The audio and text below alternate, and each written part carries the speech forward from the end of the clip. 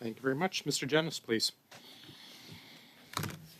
Thank you, Chair. Thank you to the officials for being here. Looking through some of these grants, it's evident to me that there's quite a substantial number of entries for funding to American universities. And nobody could be confused based on the name. These are institutions like Cornell, Colorado State University, one in California receiving multiple grants, Clarkson, a private university in Potsdam. Why are we funding American universities to do climate change research? We have to come back to you with, I can send you a document on this if you want a response. I don't have it in front of me. But okay, I thought that's precisely why you were here, actually, was to provide an answer to the questions we had about grants and contributions at Environment Canada. This isn't just one niche grant we found. There are what appear to be at least a dozen entries to multiple different American universities. So it seems that as a matter of policy, you fund, or at least you don't exclude from funding, foreign academic institutions in a developed country that could be funding their own university research. And we obviously have world-class institutions here in Canada that could be doing this research. So abstracting from any individual grant at a level of policy, why is this government funding university research at American institutions when instead those resources could be supporting researchers and institutions here in Canada? I need to look at it because it could be even Canadian researchers working in Cornell. What's the policy, though? What's the policy on this? There's partnerships on the research side with all countries and globally, and we work with all countries on this. They could be partnership with Cornell. Sorry, but we have partnerships with the University of Calgary. With great respect, I mean it's great to have partnerships, but this isn't an instance of us supporting Canadian institutions who are then partnering with other institutions. These are cases where, like I can see on your website, grants and contributions to academic institutions in the United States.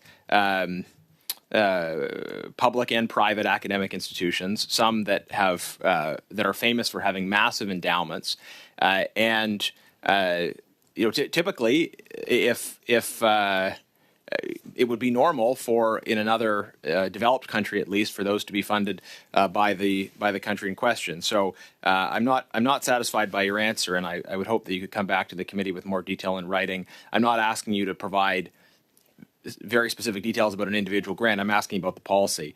Another question, how do you define if an organization is Indigenous for the purposes of identifying Indigenous organizations to receive funding? How do you verify claims that may be made about indigeneity? We work with the First Nation and Inuit organizations at the national level. We also, so through the engagement process that we do have with them, that's the way we identify. For example, if you look at the... Clarify that then. So if there's an organization on this list identified as, using the language of the website, an Aboriginal organization, would it be safe to assume that that organization is recognized as such by one of the major national representative bodies, or not necessarily? I hope so, but I haven't checked for each of them because there's a lot of them.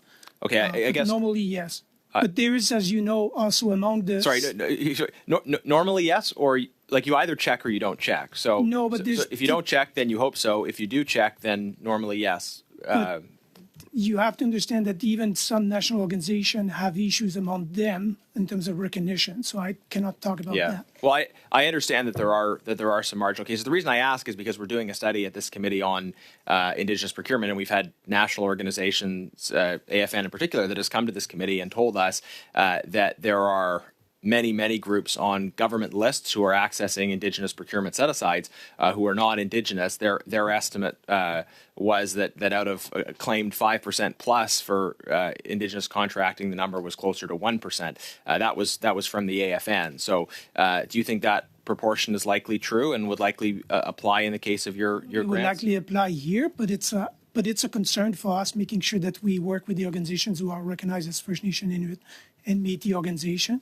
We have a director general who's actually First Nation, who's managing the engagements with First Nation, Inuit, and Métis. And it is an areas that we actually develop to make sure that we've got the right partnerships with the communities and the organizations. Mr. Generous, please. Kelly. Thank you. Thank you, Chair. To the witnesses again, is it appropriate in your view to have a grant go just to a named individual? Would that be something that we should be seeing, not to an organization, a business, but to simply have the recipient's name be a person's name? Is that something we would expect to see or not? It may happen when it's an award, for example. What do you mean by an award? The person has been the ones developing a new initiatives and received funding for this. Okay. I just one example. I won't name the individual because maybe there's a story here, but I would like to know more about this. There's a specific named individual who got $65,000, and the program purpose is listed as to increase the recipient's knowledge of wildlife on the subject lands and assess rangeland health as an indicator of habitat quality on the ranch and implement beneficial practice changes to further protect or enhance habitat for species at risk. Parts of that seem more credible than others, but in particular the fact that it starts with to increase the recipient's knowledge of wildlife on the subject lands. I mean, I can't imagine that there's anybody in the country who wouldn't want $65,000 to do that. So does that seem normal to you, or? Maybe a lot of people would like to have it, but not necessarily qualified to have it. I don't think I would. That's not my areas of expertise. We can find the information for you. Okay. When I was a PhD student, I received grants, so this is exactly the same circumstances where you receive money to continue your study or your work. Okay. So it could be a case like that. We need to come back to you. Okay. It's just that for studies, in many cases, you have the recipients listed as universities. So you're telling me that the recipient could be an individual if that individual is doing research. But then you told me earlier that maybe the recipients being American universities is because there are researchers there who are Canadian. Information on this. They're not the majority of our cases. They're really kind of unique and good for you to find them. But we'll have to come back to with written Okay. response. I mean, I guess I would say in general that the purpose of this exercise should be that Canadians, not just parliamentarians who have privileged access to officials, but that Canadians can look on the website and know what's going on and who got the money.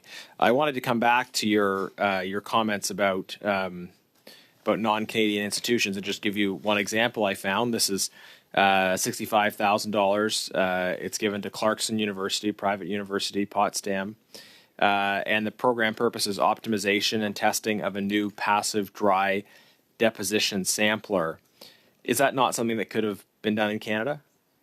The researchers did the agreement. It's probably because it could not. There's areas where we're the top. There's areas where we partners with others, and they come with their own views and their own things. But I think we can send you an answer coming from the scientists. I won't talk on behalf of the scientists on the reasons for this. Right. I'm not questioning that there might be scientific value. It's just the question of what the role of the government of Canada is in funding research. I think most people would expect that would involve funding research in Canada, building up our Canadian institutions.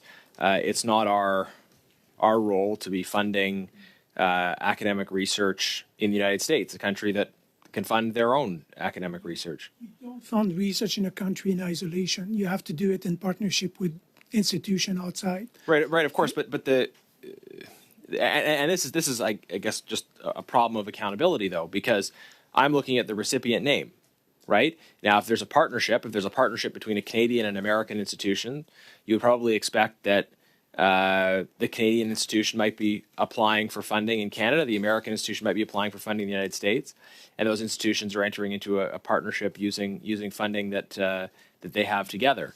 But in this case, we have a situation where the program recipient is and this isn't an isolated case, right? We have many cases in here of this, and so I think there's just for the user of this information, trying to understand what your department is spending money on.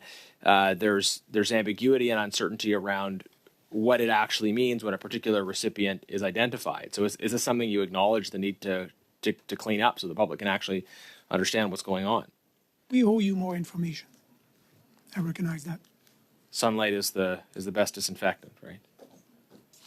Thank you, Mr. Genuis. Mr. Baines.